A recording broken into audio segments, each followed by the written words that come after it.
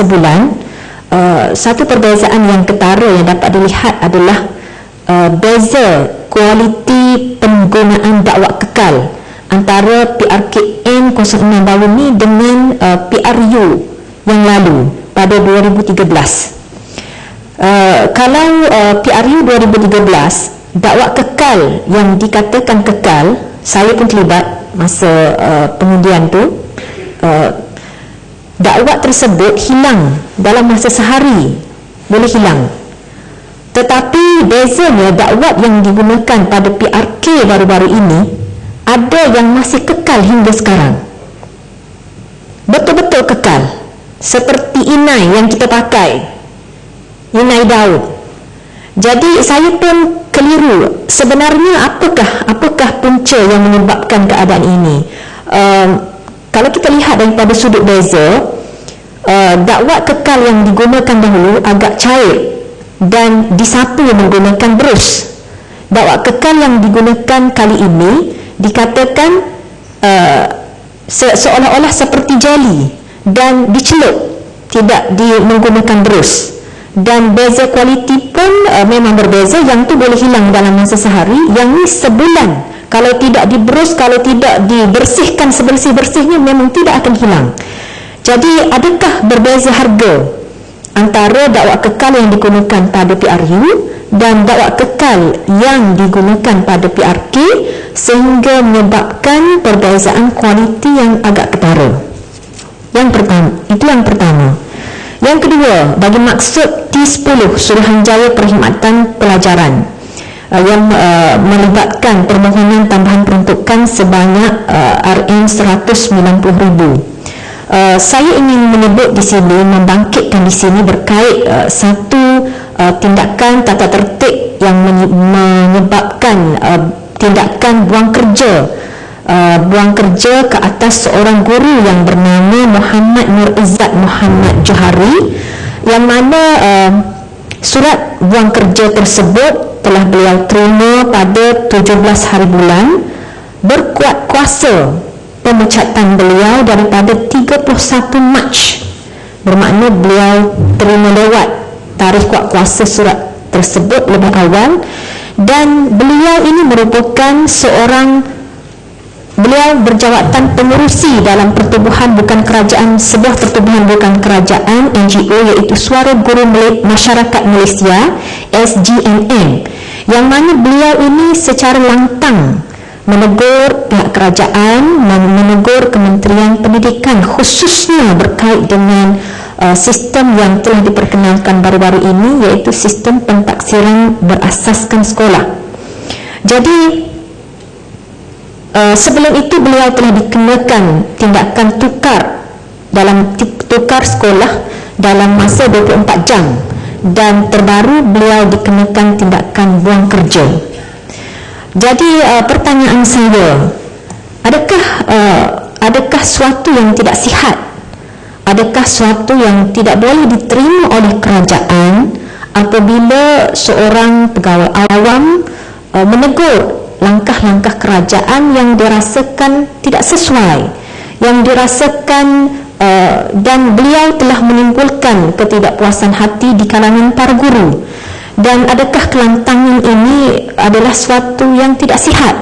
Dan apabila tindakan pemecatan ini diambil, ianya memberi gambaran bahawasanya kelantangan, tegur itu adalah seolah-olah suatu yang buruk. Dan saya ingin bertanya, adakah kerajaan mengambil tindakan yang serupa ke atas guru-guru yang kadang-kadang ada juga yang cuai, yang tidak hadir bertugas, yang tuang kelas? Adakah tindakan tegas diambil ke atas guru-guru yang bertindak tidak berdisiplin ini? Jadi saya mohon suatu data, suatu statistik tindakan-tindakan disiplin yang dikenakan ke atas para guru, dan apakah kesalahan-kesalahan mereka. Itu yang kedua. Dan yang ketiga, dalam maksud B41 Kementerian Pendidikan, khusus berkait dengan permohonan pelajar-pelajar kita yang memohon untuk menyambung pelajaran ke pusat-pusat pengajian tinggi. Kalau dulu permohonan ke pusat-pusat pengajian tinggi, permohonan untuk melanjutkan pelajaran, semuanya kita dengan borang, kita beli borang, kita post borang. Tetapi hari ini semua proses itu melalui proses online yang paperless. Dan bagi saya proses yang paperless ini pertama tidak memerlukan kertas, tidak memerlukan dakwat, dan daripada sudut proses menggunakan tenaga kerja yang lebih kurang kerana semuanya menggunakan sistem. Tetapi apa yang menjadi kemusykilan, saban hari harga PIN, pelajar kita perlu membeli PIN number bagi mengurus permohonan-permohonan ini. Dan kalau kita tengok daripada harga-harga PIN yang perlu dibeli ini, bagi yang biasa dimohon iaitu kategori A dan kategori B untuk UPU, kalau dulu RM10.60 bagi satu PIN, sekarang kategori ini telah naik menjadi RM15.60. Itu bagi satu permohonan untuk melalui UPU. Tetapi pelajar kita biasanya tidak akan membuat satu permohonan, biasa akan lebih daripada satu permohonan. Dan boleh saya sebut di sini contoh bagi saya sebut beberapa contoh untuk UiTM. Untuk UiTM, program ijazah sarjana muda RM17, bagi politeknik dan juga kolej matrikulasi RM6. Bagi pusat perubatan Universiti Malaya, ijazah RM26. Untuk UPSI, diploma di UPSI RM26. Dan saya sebut di sini tidak termasuk kepada penjualan modul, yuran-yuran yang memang tinggi. Dan untuk MUET, pertukaran pusat ujian MUET RM26. Untuk tumpang pusat peperiksaan STPM RM51. Jadi saya pernah terdengar pelajar-pelajar kita khususnya di luar bandar, bayaran kepada PIN ini adalah agak membebankan, dan mereka terpaksa menyediakan hampir RM100 untuk membeli PIN saja. Dan pembelian PIN ini belum tentu mereka mendapat jawapan yang positif. Kadang-kadang beli PIN saja, satu permohonan pun tak dapat. Jadi saya mohon kerajaan melihat semula perkara ini. Sepatutnya permohonan yang dibuat secara online, saya melihat daripada sudut kosnya sepatutnya menjadi lebih rendah berbanding dengan pengurusan secara dokumen biasa yang melibatkan kos pengurusan yang lebih tinggi. Seterusnya berkait bagi maksud B42 Kementerian Kesihatan, di mana Kementerian Kesihatan memohon peruntukan tambahan sebanyak RM200 juta di sini bagi kesihatan awam dan pembangunan kesihatan keluarga. Melihat kepada kes-kes denggi yang begitu tinggi peningkatannya pada tahun lepas 2014, bilangan kes yang tinggi, begitu juga bilangan kematian. Saya sendiri terlibat dengan beberapa program yang melibatkan kesedaran terhadap denggi ini pada waktu tersebut, dan di mana pada waktu itu pejabat kesihatan, hospital sendiri terpaksa mengerah kaki tangan daripada jabatan lain. Saya ambil contoh di Kota Baru, terpaksa mengambil kaki tangan daripada jajahan-jajahan lain kerana tidak cukup kaki tangan. Dan tentu sekali katil-katil tidak cukup, ubat-ubat tidak cukup. Dan saya yakin kerana itu pertambahan kepada peruntukan ini amat diperlukan. Cuma daripada sudut mewujudkan kesedaran orang ramai tentang penyakit bawaan ini seperti denggi, malaria, kepialu dan sebagainya, masyarakat tempatan seharusnya dilibat sama di dalam mewujudkan kesedaran ini. Pada waktu sekarang, untuk edaran risalah, untuk fogging, untuk edar krim pencegahan nyamuk, semuanya dilaksanakan oleh kaki tangan pejabat kesihatan. Dan saya kira perlu diwujudkan skuad sukarelawan khas di peringkat setempat bagi mewujudkan kesedaran-kesedaran ini, di mana mereka boleh dididik daripada awal untuk mewujudkan kesedaran dan untuk edaran risalah, untuk fogging. Perkara-perkara ini boleh dilaksanakan oleh skuad sukarelawan ini yang dilatih daripada awal. Jadi saya kira tidak perlu kepada tambahan kewangan yang banyak, terutamanya ketika berlaku wabak ini secara berleluasa, dan dalam masa yang sama masyarakat secara langsung dididik untuk mengamalkan kebersihan, untuk tahu punca-punca yang membawa kepada merebaknya perkara ini, dan mereka dilibatkan secara langsung dengan kesedaran dan pendidikan ini. Saya kira itu saja. Sekian, terima kasih. Saya menyokong. Terima kasih, Ahmad. Seterusnya, dengan perbahasan yang berhormat itu tadi, maka selesailah sesi membahaskan RUU Perbekalan Tambahan 2014-2015. Maka dengan itu saya minta Yang Berhormat Menteri untuk menjawab. Terima kasih kepada semua ahli yang berhormat, senator yang turut terlibat dalam membahaskan rang undang-undang ini. Sebelum saya memulakan jawapan saya, terlebih dahulu saya yakin yang berhormat senator membangkitkan isu-isu mungkin yang secara teliti. Sebagai contoh mengenai rang undang-undang pembekalan tambahan yang berkaitan dengan perbelanjaan pembangunan, sebenarnya dia adalah usul yang hanya dibahaskan di Dewan Rakyat. Maka mungkin isu-isu yang dibangkitkan tu saya harap dari segi kementerian-kementerian yang mengetahui mungkin boleh menghubungi yang berhormat senator untuk memberi maklumat yang lebih lanjut, kerana Dewan Negara hanya membahaskan rang undang-undang perbekalan tambahan yang berkaitan dengan perbelanjaan mengurus saja. Dan saya tahu juga terdapat isu-isu mengenai tanggungan yang dibahaskan. Sebenarnya menurut artikel 98 yang saya difahamkan, perlembagaan persekutuan sebenarnya urusan-urusan tanggungan tidak perlu dibahaskan. Tetapi yang isu-isu yang dibangkitkan, saya yakin kementerian yang berkenaan tentu akan memberi jawapan.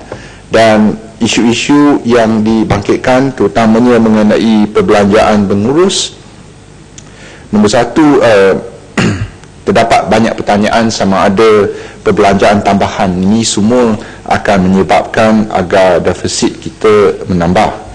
Sebagai contoh, sebenarnya kalau kita melihat semenjak tahun 2009, defisit negara kita walaupun terdapat perbelanjaan pertambahan, defisit yang dicapai adalah kadang-kadang lebih baik daripada dianggar. Sebagai contoh, untuk tahun 2010, defisit yang dianggar adalah sebanyak 5.6%, tetapi kita mencapai 5.4%. Untuk tahun 2013, sebagai contoh, kita meramalkan 4% defisit daripada KDNK, tetapi kita mencapai sebanyak 3.9%. Untuk KDNK negara pada tahun 2014, dia adalah sebanyak 6%, dan defisit fizikal juga masih kekal, di mana yang diramalkan sebanyak 3.5%. Kutipan hasil adalah sebanyak 220 bilion, dan perbelanjaan mengurus termasuklah perbelanjaan ini adalah sebanyak 219.6 bilion. Perbelanjaan adalah secara keseluruhan 3.5 defisit masih dikekalkan, dan hutang kerajaan persekutuan adalah berjumlah sebanyak 582.8 bilion pada Disember 2014 dan adalah sebanyak 54.5%. Kerajaan terus komited untuk memastikan paras hutang kerajaan persekutuan tidak melebihi 55% bagi memastikan paras hutang kerajaan persekutuan kekal rendah, dan terus langkah konsolidasi fizikal akan terus diamalkan bagi mengurangkan paras defisit secara berperingkat dan mencapai bajet berimbang pada tahun 2020. Terdapat pertanyaan mengenai terutamanya peruntukan tambahan. sebanyak 1.7 bilion, iaitu terutamanya untuk tanggungan.